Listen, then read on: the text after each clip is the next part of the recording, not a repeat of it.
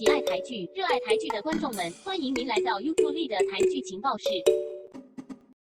第5名，现实同居侯8天，第9集。面对这么奇怪的租客，还偷拍房子里的一举一动，侯8天他们也竟然没有立刻马上 right now 赶他们出去。这些如果在现实，房东恐怕也会马上报警处理。不过算吧，既然孟波女随便煮碗汤也可以是孟婆汤容得下这对奇怪的房客，似乎也是理所当然。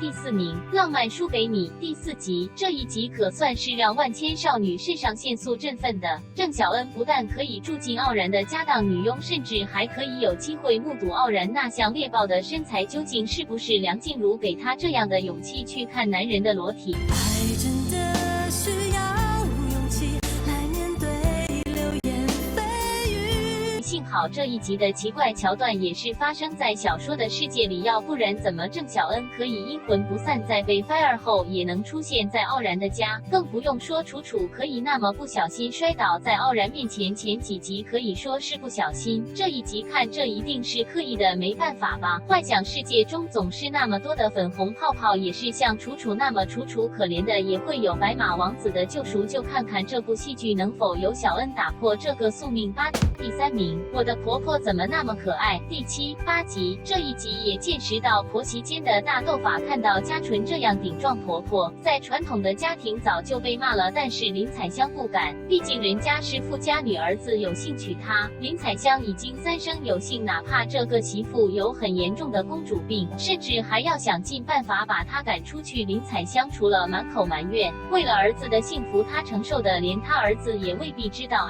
当老母真的不容易，而看到2个大男人在抢妈妈，这画面也真的有趣。都这么一把年纪，还要这么明显在阿母面前争宠，原来他们也各怀鬼胎，打算争遗产。可惜这2集节奏稍微慢了点，过了这么多集遗产还没解决，没办法啦，还有30多集，这故事似乎要从2008年演到现在，难免会有很多的枝节，希望剧里面的笑料能够缓和节奏慢的问题吧。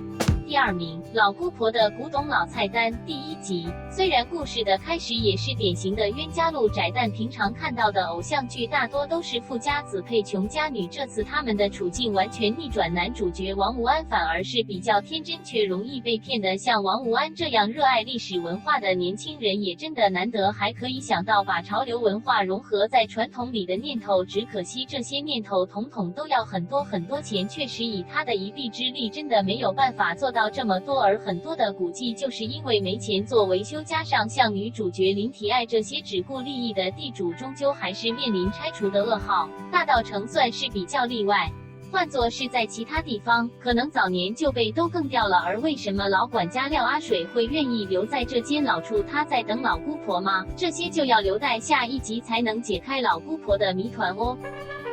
第1名，无主之子，第1集。从这个20多年前的故事可以看到，黎文成他们为了要给家庭更好的生活，只身来到彼岸的台湾，过着被歧视受白眼的日子，还要被人标签成贪小便宜和手脚不干净。当他们站在道德高地要谴责文成他们偷鱼蛋，有没有想过他们背后是有怎样的故事？他们的故乡被战火摧残，他们的家庭也因此而破碎，种种因素使他们没有安全感。他们为了生存，只好离乡别井，做粗活，再把努力赚到的给家人。这不但是文成他们的处境，也是众多移工的写照。有这样的一部从他们角度看的戏剧，也真的很厉害。虽然小编听不懂越南话，但从演员们的口条听得出也很努力模仿越南口音。而这里不得不称赞一下画面的构思。当黎文成和王小兰在床上做爱做的是时，小兰的妈妈也刚好在炒饭，这也蛮巧妙的。好，这就是本周的排名，嗨谢啦！这个礼拜因为私事迟了一点上片，不过本周末应该会有若是一个人的影片哦。台剧情报室，我们下次见。